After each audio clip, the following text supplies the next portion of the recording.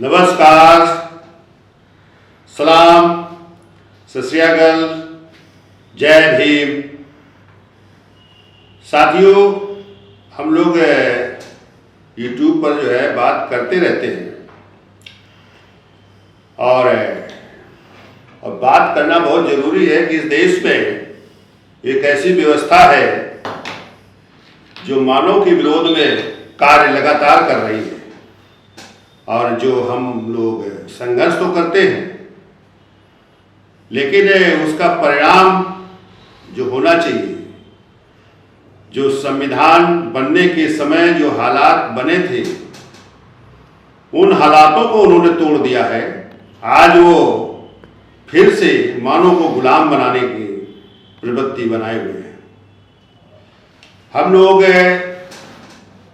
जो वास्तविक बाबा साहब का जो आंदोलन था, जो बाबा साहब ने इस देश को एकता और अखंडता में लाने के लिए प्रतिनिधित्व का जो सवाल खड़ा किया था, हालांकि वो विकृत सामाजिक व्यवस्था के महात्मा गांधी उस गोलमेज कॉन्फ्रेंस में ही उसका विरोध किया और वहां से छोड़कर चले गए और ये कहते हुए गए कि हम देश में ये जो हिंदू है, हिंदू का ये अभिन्न अंग है दलित, इसको हम अलग नहीं होने देंगे। और उस पर उन्होंने आंदोलन किया। जो अंग्रेजी सरकार से जो प्रतिनिधित्व का जो अधिकार प्राप्त हुआ था, उसको खत्म करके आरक्षण के तौर पर अधिकार देने का काम किया। उसमें बाबा साहब को मजबूर होकर देश के हालातों को देखते हुए उनको समझौता करना पड़ा उसका। लेकिन आज फिर से वो देश में खास तौर से बहुजनों को फिर से गुलाम बनाने की स्थिति पैदा कर रखी है। और बाबा साहब का वो जो भागीदारी का बिंदु था, क्योंकि इधर जो सेकुलर समाज के लोग हैं, जो सेकुलर को अपने कहते हैं, वो फांसीवाद को, अपनी श्रेष्ठता को जिंदा रखे हुए हैं, जिस कारण से हम उसके फांसीवाद के शिकार बने हुए हैं। आवाज फांसीवाद चढ़ के बोल रहा है। तो साथियों, फिर से जो हमने शोध किया है, जो राष्ट्रीय भागीदारी आंदोलन ने जो शोध किया है, तो राष्ट्रीय भागीदारी एक आंदोलन जो खड़ा किया गया है, वो सामाजिक एकता के लिए है, सामाजिक प्यार के लिए है, एक सामाजिक ताकत के लिए है, जो समाज पर, अलग अलग समाज को तोड़कर उन पर जो अन्याय अत्याचार किया जा रहा है, उसको रोकने के लिए जो है आंदोलन है। और इस देश में भाईचारा पैदा करने के लिए है, इस देश में एकता और अखंडता बनाने के लिए है। जो 562 देशों का जो ये देश भारत देश बना था, उसको अखंड बनाने का ये आंदोलन है।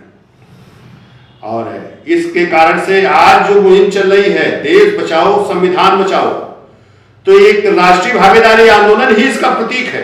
अगर राष्ट्रीय भागीदारी आंदोलन नहीं चलाया जाएगा तो इस देश में ना देश बचेगा, ना देश का संविधान बचेगा। ये दोनों नहीं बच सकते हैं। इसलिए राष्ट्रीय भागीदारी आंदोलन को, खास तौर से बहुजनों को, या जो देश में संविधान चाहते हैं, जो संविधान में विश्वास रखते हैं, उन सारे लोगों को इसको समझना होगा कि आखिर ये आंदोलन कैसा है, क्या है, किस लिए चलाया जाए। ये इस आंदोलन को चलेगा तो आप इस देश के हिस्सेदार बनेंगे। वो हिस्सेदार इस रूप से कि आज जो भूमि है, जो प्राकृतिक संसाधन है, उसमें हिस्सा अगर जिस दिन हो जाएगा, जिस दिन हिस्सा आप ले लेंगे, उस दिन इस देश में इक्वलिटी आना शुरू हो जाएगा। वो इसलिए कि जो आपके अधिकारों को छीन कर रखे हुए हैं, वो समाज आप पर अन्याय अत्याचार इसलिए कर रहा है कि जो अपने अधिकार है वो उनसे ना ले पाए। आपको ये बारीकी को समझना होगा। और इसको अगर नहीं समझ पाते हैं तो देश में केवल लड़ते रहोगे और अपने अधिकारों को खोते रहोगे और इस देश में उस स्थिति तक पहुंच जाओगे जैसे 1818 की जो घटना हुई थी। वो क्यों हुई थी उसको फिर से समझना होगा कि इस देश में दलितों के, जो दलित जो कहे जाते थे, जो बौद्ध थे, उनको दलित कहा गया है। उनके पीछे झाड़ू, आगे मटका जो बांधा गया था, वो स्थिति पर लाना चाहते हैं। उस स्थिति से अगर बचना है इस देश को, तो इस देश के ये तमाम जो बहुजन समाज के लोग हैं, जो अलग अलग तरीके से उस व्यवस्था का संघर्ष किया है, कुछ मुस्लिम बन गए, कुछ सिख बन गए, कुछ जैन बन गए, और उन लोगों ने उस व्यवस्था का लगातार संघर्ष करते चले आए। लेकिन उस व्यवस्था के वो जो ढांचा बनाना चाहिए था, जो बाबा साहब के उस आंदोलन को सक्रिय करना चाहिए था, वो आज तक सक्रिय नहीं कर पाए। अर्थात अपने अधिकारों को लेने के लिए वो शक्ति नहीं पैदा कर पाए जो इस देश में पैदा करना चाहिए था।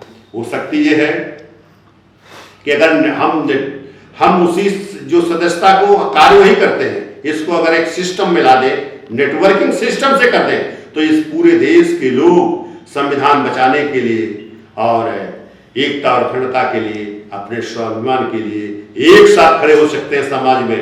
तो फिर इसके बाद जो राजनीति करने वाले लोग अगर वो समाज के लिए काम करेंगे, उन पर अन्याय अत्याचार को रोकने के लिए काम करेंगे, तो वही हमारा नेता होगा, वही हमारा पार्टी नेतृत्व करेगी, वही इस देश में बड़े पदों पर जाएगी, मुख्यमंत्री बनेगा, प्रधानमंत्री बनेगा उस पार्टी से।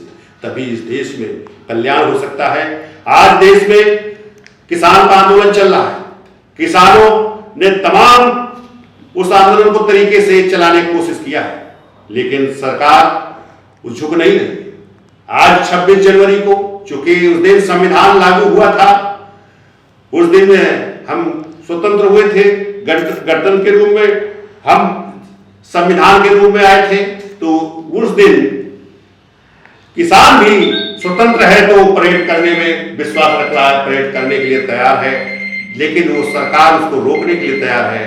तो इस दिन ऐसा ना हो कि कहीं युद्ध का आगाज हो जाए और फिर से करोड़ों लोगों का खून बह जाए। तो इसलिए इसको रोकने के लिए हम सबको आगे बढ़ना होगा, और जो जितना संघर्ष में साथ में आ सकता है, 26 जनवरी को साथ दे सकता है, वो उतने कदम चलने का काम करे और उसका समर्थन करे, इन सरकारों का विरोध करे। तभी ये आगे हमारा जो संकल्प है वो पूरा हो सकता है, या देश सबका बन सकता है, या देश स्वतंत्र बच सकता है, या संविधान बच सकता है, ये सबका भारत मजबूत भारत बनेगा। धन्यवाद साथियों, जय भीम, जय भारत। धन्यवाद साथियों।